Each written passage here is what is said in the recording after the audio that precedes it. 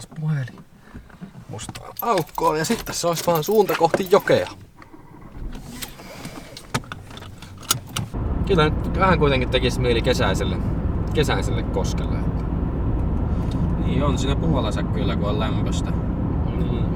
Toki ei tuonne talvinenkin kyllä kuulostaa oikein hyvälle, varsinkin kun luvasta on mennyt ekat 2,5 tuntia. Niin.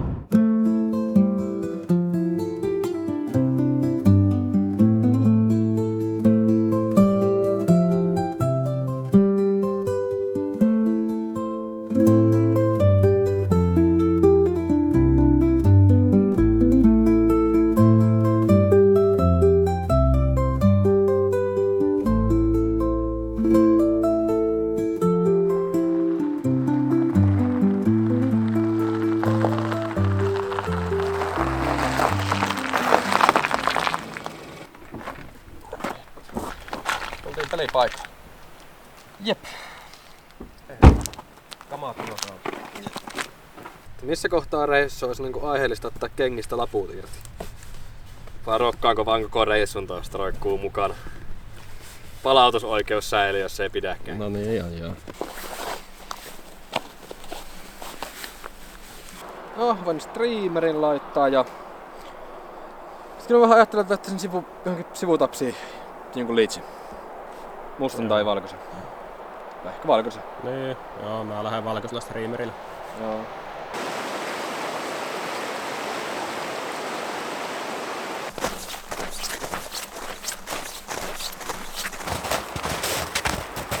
Aha. Aika matalalla on vesi. Siis ihan törkeä matalalla. En tiedä, onko koskaan käyty heittämässä talvella, että olisi näin vähän vettä. Ei varmaan. Siis musta tuntuu, että kesälläkään ei ollut näin vähän. Niin. Ja siis toikin kivi näkyy tuossa. Se on perinteinen kivi, minkä alla on kaikki liitsit aina. Niin ja niin toi. Niin. Se ei ole niinku normaalisti näkynyt yhtään. Ei oo. Yhtään ainakaan niinku ilman polaroidia. Jep. En tiedä, pääsisikö tohonkin vielä hyppää sitten. Kyllä se jossain kohta tulee varmaan koitettua. Siitä on aika hyvä heittää kyllä. Haluatko sä heittää tuosta ylempää vai tästä? Varmaan tästä olisi hyvä lähteä. Mä koitan tuohon vähän ylemmästä tuohon ramboilee ennen. Pääse, no, tää kurssakastaan. Joo.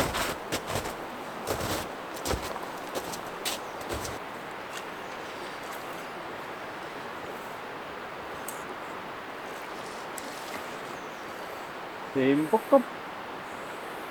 Oliko ekaa heittää? Joo, tai no ei ekaa, mutta siis heti kun saan yhtään enemmän siimaa ulos, niin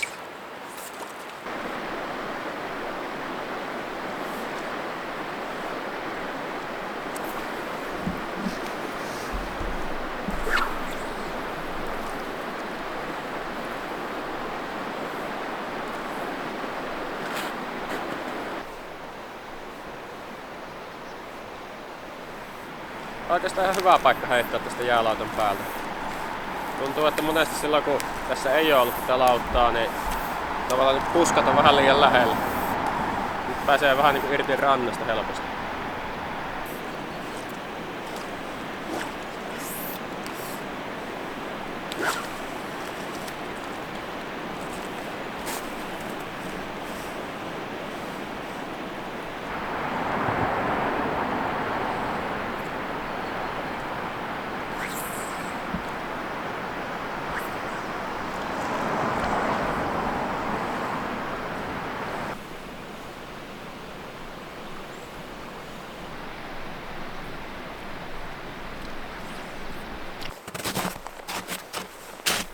Jahas, ei tullut ekoilla heitolla mitään ja näköjään meni liitsistäkin koukku poikki.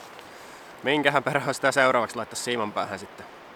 Valkoinen liitsi, se on vaan kyllä meikäläisen niin talviperho vakio, että tähän on luottoa ja sillä on paljon tullut tapahtumia, mutta pitäisi varmaan vähän laajentaa tuota arsenaalia ja testata jotain muuta vaihteeksi. Se olisi varmaan sitten lähdettävä katsoa tuonne alaspäin, että mihinkä se Tero lähti keikkumaan, onko sillä mitään tapahtumia siellä. Ensimmäinen perhomenetus. Oli kyllä niin painava perhokin, että ei kyllä niinku yhtään ihmetytä. Musta se meni poikki. Kyllä mä voisin toisaalta kokeilla ihan mustaa liitsiäkin. Tai sitten tommoista jotakin pientä niinku pääväriltään vaaleita striimeriä. Sitten me tehdään silleen, että haetaan autolta makkarat, käydään ne paistaa. Sitten lähdetään makkaran puolelle heittämään toi toinen puoli. Ja sen jälkeen vasta pidetään semmonen pidempi lounasbreikki. Tässä nyt ei kuitenkaan mitään elämää ollut, että oli tosi hiljasta. Hiljasta, että oli se perinteinen perhokalastajan fiilis, että pitäisi saada pikkusen pidemmälle perhot, että sieltä rupeaisi kaloja napsumaan, mutta se on vähän semmonen, että se fiilis ei varmaan poistu ennen kuin ekan kalan tuolta saa.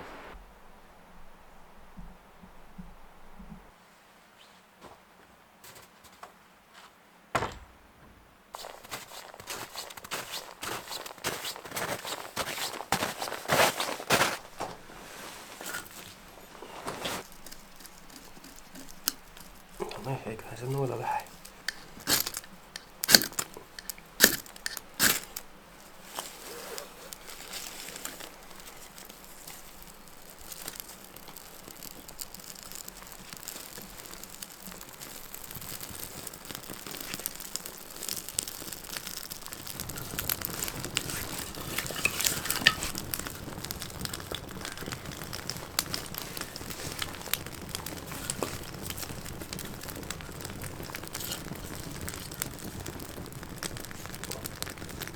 Mä mietin, että kun mä ostin näitä kenkiä, kun löytyi noilla chestbagit ja tai wastebagit löytyi -50 ja hattu löytyi -50 ja aurinkolaiset oli alennuksessa.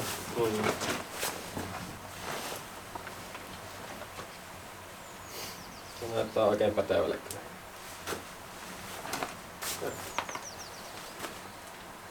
On vähän likaasti nyt, mutta tai huulussa onkin tuntunut. Aika samaa väriä mikä mun noissa visiolillaseissa. Ja siis perus. Ihan aavistuksen vihreämpi, mutta Mut siis perus valitsin keltaisella linssillä, että näkee hämärässä mahdollisimman pitkään vaan. siis mun mielestä keltainen on niinku semmoisen yleiskäyttöön paras linssi perhohommissa. Se on vähän, miten monethan määrittää, että se olisi vaan niinku rusehtava olisi se yleislinssi. Niin. Liinissi, mutta mä vähän otin ton sillä, että monesti kuitenkin sitten heittää sinne hämärään pitkään kesällä. Talvella ei monesti edes tarvii aurinkolaseja. Kesällä heittää monesti sitä hämärää, niin on kiva, että siinä vähän pidempään näkee. Näitä lihaisia makkarat, mä näitä makuuhan ihan tosi hyvä yleensä. Niin kuin tässäkin. Niin. Mutta sanoit, että rakenne on melkein mukavampi semmoisessa pikkusen jauhasemmossa. Se on vähän semmonen pehmeämpi ja tasaisempi se. Mössömakkara. Niin. Ei niinku ihan niissä jauhomakkaroissa, kun ne on ihan jauhomakkaroissa. Vaikka niinku Wilhelmi. Se on pikkusen tasaisempi se makkaramassa mitä tässä. Mut täytyy kyllä sanoa, että kivahan näitä on tukea tämmösiä kotimaisia pientiloja, mitkä tekee makkaroita. Joo, sit se kyllä ihan ehdottomasti mieluummin ostaa tämmöistä kuin jotakin teholutettua. Tai no en mä tiedä miten tuokaan liha on tuotettu loppupeleissä. Kyllä sitä jotenkin kuvittelisi, että pientilalla olisi niinku eläimillä hyvä olla. Niin, kyllä.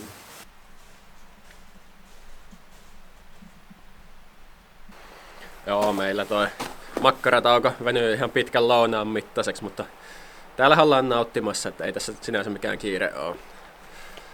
Ja pitkästä aikaa kun näkee kaveria, niin onhan se mukava vaihtaa kuulumisia. Nyt sitten lähdetään kuitenkin toiselle puolelle koskeen ja katsotaan, että löytyisikö sieltä elämää.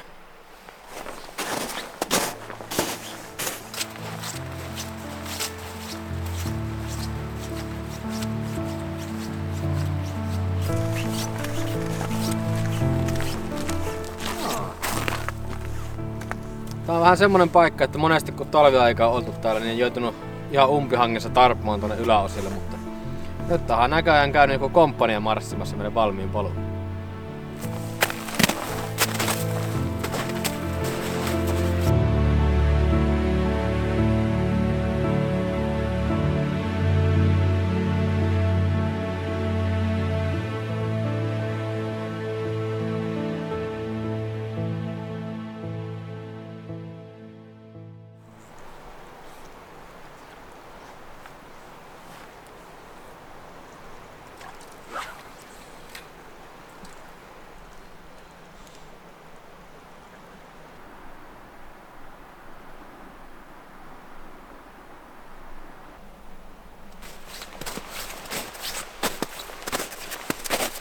Jaha.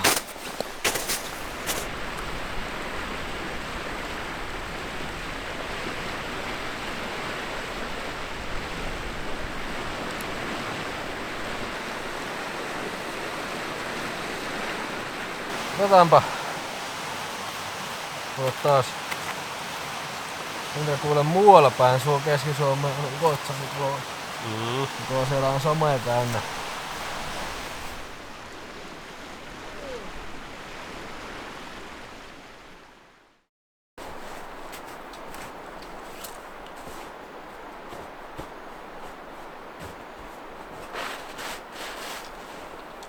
Mä tonne kyllä millään perholla hei.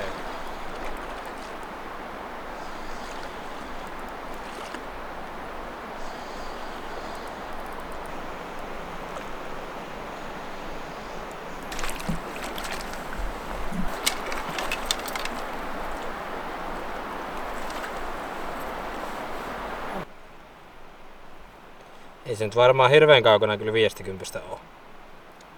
Tämä on semmonen 4-5 paukkierollaan. Niin, varmaan vähän reilu. 4-7.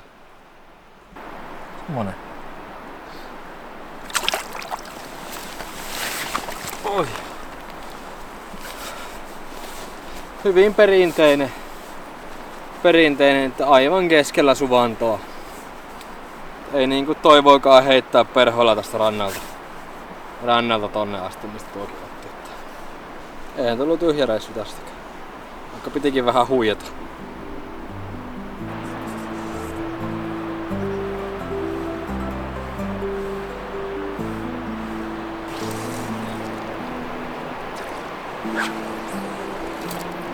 Kyllä täälläkin verrattain pitkälle tänne saa linkastua perho, mutta tuntuu vaan, että ei se silti mennä riittää. Vaikea uskoa, että tavallaan virvelillä heitetty uistin olisi niin paljon suurempi houkutus syödä sille kalalle kuin tämmönen perho. Että se olisi vaan siitä kiinni.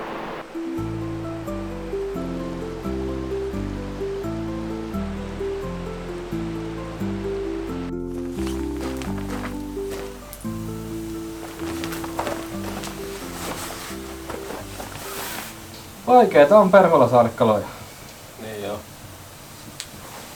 Niin on. Ja toisaalta en minä tiedä. Vähän sellaiset ristiriitaiset tunnelmat tästä, mikä toi tilanne on. Tuntuu kuitenkin, että virvelinen iskee ihan hirmu hanakkaasti, että mitä nyt tuossa heiteltiin vähän aikaa. Ja mitähän, virppaa tuli varmaan niinku vartin sisään 10 tärppiä. Niin, no tuli melkein joka heitolla. Ei nyt ihan, mutta saattoi tulla peräkkäisiä heittoja. Oli monia. Tuli tärppiä muutama ilma ja sitten taas. Mut sit taaskin joitain tuikkeja näkyy ihan siinä rannan tuntumassakin. Niin oli. Mut ei silti kattonut perhoa. Ei silti ota perhoa. Oliko meillä sitten vaan väärän välinen tai kokonainen se perho? Perho, kun ei se ihan varmaan perhokin on mennyt joittenkin kalojen näkökentästä sitä. No, kuvittelis. Haluan uskoa. Tuikit oli kuitenkin lähellä rantaa.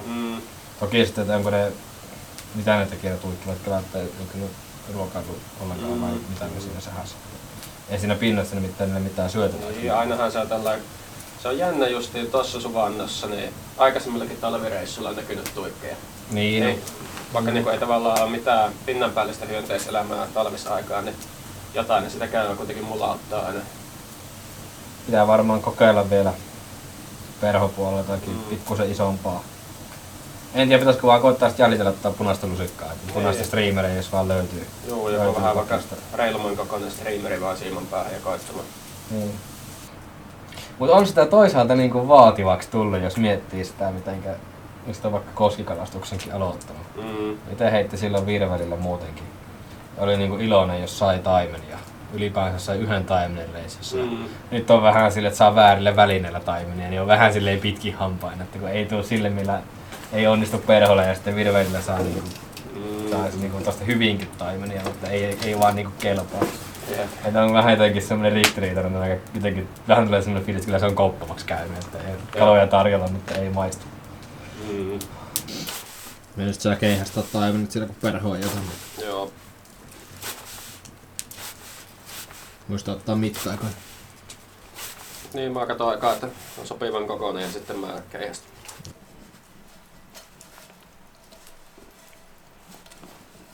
No niin, tulipas näppärä varsin. No niin, tänään meillä sitten olisikin ruuaksi tämmösiä leipiä, mitä me tuossa paistellaan. Mä eilen illalla valmistelin taikinaa ja se on ollut jääkaapissa yö yli ja sitten siitä tehdään tosiaan semmosia ohkaisia kivoja sopivan paksuja leipälättyjä ja päälle sitten lämmitellään tuommoista bullet-porkkia ja pistetään siihen majoneesia. Tänään mennään simppelillä ja varmasti hyvällä ruoalla.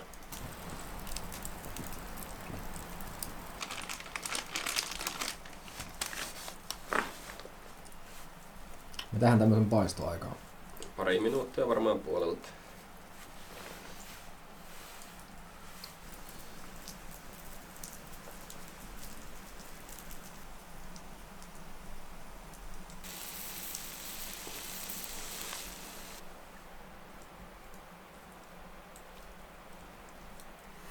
Joo, semmonen siitä tuli. Katsotaanhan mille maistuu.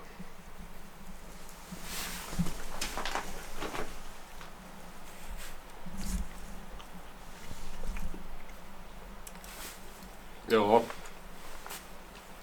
Pistähän kamera poistuu syömään. Jaha.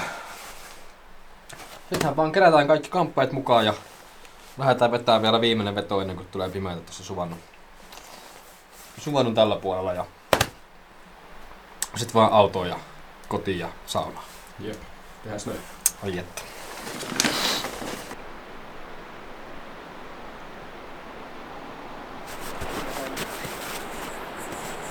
Rostamu vapaasti.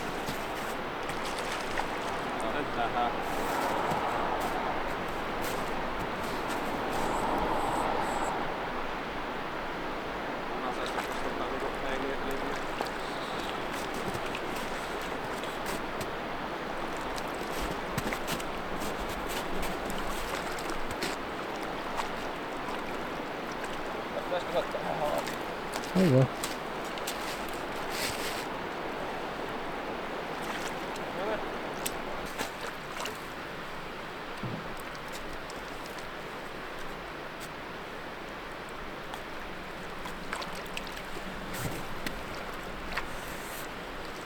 Katohan vaan. Saatiinhan se perhokalaakin tälle päivään. Niinhän se kävi, kun nuotiolla vähän uumoiltiin, että isompaa ja ärsyttävämpää. Heti toimi. Aivan loistava. Oikeastaan. Tää on kyllä. Onko se hyvä kala? Joko tää on hyvä tai tää on kyllä. Vahva. Ison kalan elkeellä tää niinku tulee täältä, mutta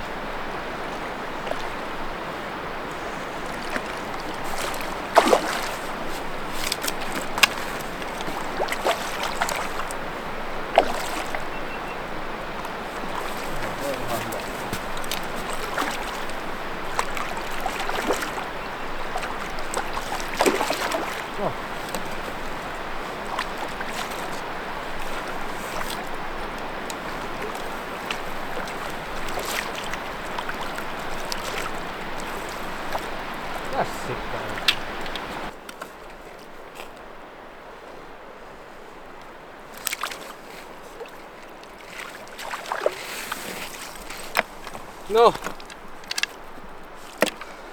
ei saatu kameraa asti. Hirveän vaikea käsitellä tuossa, kun oli luonnonkala. Luonnonkala tommonen karkeasti 50, kun ei saa vedestä nostaa noita ollenkaan. Niin se meni sinne, mutta komea kala. se on aika nätti päätöspäivälle vielä. Meillähän taitaa lupa loppuu ihan jostain. Niin, loppuu ihan muutama minuutti. Mikäpäs siinä? Joo. Vähän harmi, että ei tullut. En tiedä näkyykö kameralla ollenkaan. GoProkin on temppuillut, niin siihenkään ei varmaan tallentunut mitään, mutta jääpähän itselle muista, vaikka ei kameralla jäiskään. Jonkalan myötä onkin meidän hyvä lähteä tästä kotia kohti ja saunan lämmitykseen. Ei muuta kuin seuraavaan kertaan.